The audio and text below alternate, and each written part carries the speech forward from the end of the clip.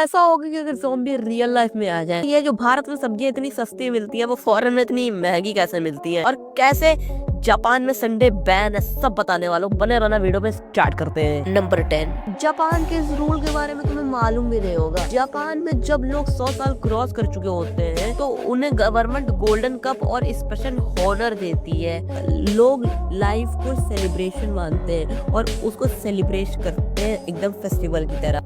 Number 9, Iceland में एक भी मच्छर नहीं होता है। ये सुनकर तुम शॉक हो रहे हो, लेकिन ये रियलिटी है। आइसलैंड दुनिया का एक वो देश है जहाँ एक भी मच्छर नहीं मिलता, बिल्कुल 0 मॉस्किटोज, और इसलिए वहाँ समर पिकनिक का एक अलग ही लेवल होता है। इसीलिए वहाँ पे आदमी इतना ज्यादा समर वेकेशन करता है। नंबर 8, ऐसा हो कि अगर तुम्हारे स्कूल वाले भी तुम्हें गाली सिखा रहे हो, अच्छा लगेगा कि पूरा? वैसे अच्छा ही लगने वाला है तुम्हें, लेकिन ये चीज इंडिया में तो होने वाली नहीं है कभी। लेकिन ये चीज ऑस्ट्रेलिया में सिखाई जाती है। ऑस्ट्रेलिया कुछ स्कूल्स में बच्चों को कंट्रोल्ड गालियां बोलना सिखाया जाता है। रिसर्च के अकॉर्डिंग इससे स्ट्रेस कम होता है और कॉन्फिडेंस बिल्ड होता है, इसलिए उन्हें सिखाते हैं कुछ स्कूल वाले। गजब है भाई। नंबर 7, कैसा हो कि तुम्हारे घर वाले या फिर तुम्हारी गवर्नमेंट तुम्हें च्युइंगम न खाने दे? बिल्कुल भी नहीं, एकदम। तो तुम कंट्रोल कर सकते हो कि नहीं ये तो मुझे नहीं पता, लेकिन सिंगापुर के लोग इसे जरूर कंट्रोल करते हैं। में च्युइंगम बैन है और बेचना भी इलीगल है। वहाँ के लोग इसलिए इसे नहीं बेचने देते हैं क्योंकि उन्हें लगता है कि इससे कूड़ा कचरा होएगा और वहाँ के लोग इसे थूक देंगे, तो इसलिए वहाँ पे बेचना इलीगल है। और नंबर 6, और कैसे ये सब्जियां जो तुम खाते हो इंडिया में वो फॉरेन में इतनी महंगी मिलती है? देखो, फॉरेन कंट्रीज में सब्जी उगाने वाले फार्मर्स को हार्डली सैलरी मिलती है, यानी कि हर घंटे की सैलरी मिलती है, और वो सैलरी भारत से 10 गुना ज्यादा है। तो लेबर महंगा होएगा तो वेजिटेबल्स भी महंगी होंगी।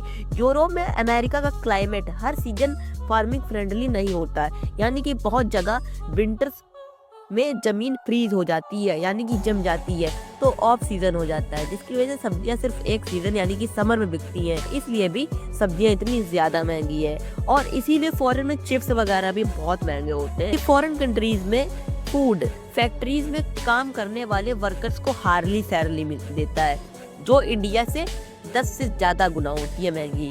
इसलिए लेबर महंगा होता है तो चिप्स भी महंगा हो जाता है। नंबर 5, कैसा होगा कि अगर ज़ॉम्बी रियल लाइफ में तुम्हारे वर्ल्ड में आ जाए, मतलब रियल लाइफ में आ जाए, क्योंकि ये हर गेमर का सपना होता है। तो अगर सोच लेते हैं कि अगर रियल लाइफ में ज़ॉम्बी जाके तो तुम्हारा क्या होने वाला है। देखो, पहले महीने पे तो क्या होगा कि धीरे धीरे सब मरने लगेंगे। मैं मान लेता हूँ कि तुम ऑल ऑफ अस डेड के सुई हो तो बच भी गए धी कैसे करते करते। खाना ढूंढोगे, खाना ढूंढने तुम बाहर जाओगे तो तुम्हें ज़ॉम्बी मिलेंगे तो तुम लड़ोगे, कितना ही लड़ लोगे। ठीक, हम मान लेते हैं कि तुम मॉल तक पहुंच गए, तुमने खाना भी मिल गया, तुम खाना खा भी लिए, तो वो खाना एक ना एक दिन पे आके एक्सपायर हो जाएगा। अब कोई बनाने वाला नहीं है, कोई प्रोडक्शन नहीं है, कोई कंपनी नहीं है, ना कोई इंसान है, तो बनाएगा कौन अब वापस से खाना? तो फिर तुम्हें वही खाना पड़ेगा। अब एक्सपायरी खाना तो तुम खाओगे ही, क्योंकि तुम्हारे पास खाने का कुछ ऑप्शन नहीं है। तो या तो तुम उस खाने को खा के एक्सपायर हो जाओगे, या तो तुम ज़ॉम्बी के हाथ से एक्सपायर हो जाओगे, या तो तुम खुद ही सुसाइड कर लोगे। तो मरना तो तुम्हें है ही। नंबर 4, ये सुनकर शॉक्ड होने वाले हो कि नॉर्वे की जेल होटल जैसी होती है। हाँ, क्योंकि वहां पर प्रिजनर्स को टीवी, जिम, स्टूडियो, किचन सब मिलता है। उनका बिलीव है कि क्रिमिनल को सुधारो ना कि बर्बाद करो। और हम इंडियंस क्या करते हैं, जापान में छोटी सी गलती पर भी माफी मांगी जाती है। जापान में अगर ट्रेन सिर्फ 1 मिनट भी लेट हो जाए तो पूरी कंपनी पब्लिक में माफी मांगती है, और कई बार तो पैसेंजर को रिटर्न अपोलॉजी तक दिया जाता है, डिसिप्लिन क्योंकि 100% रहे। नंबर 2, स्विट्जरलैंड में संडे बैन है। आप ये सुनकर शॉक्ड होने वाले हो कि स्विट्जरलैंड में संडे ही बैन है, यानी कि स्विट्जरलैंड में संडे के दिन कपड़े सुखाने से लेकर कार वॉश, यहाँ तक कि शावर लेने तक की भी अनुमति नहीं होती है, क्योंकि वहाँ पे संडे को नॉइज फ्री डे माना जाता है। नंबर 1, नॉर्थ कोरिया के इस रूल के बारे में तुम्हें मालूम भी नहीं होगा। नॉर्थ कोरिया में तुम्हें अपनी मर्जी से हेयर स्टाइल भी नहीं कटा सकते हो, यानी कि तुम्हें तुम्हारी मर्जी से हेयर स्टाइल भी, यानी कि बाल तक नहीं कटा सकते।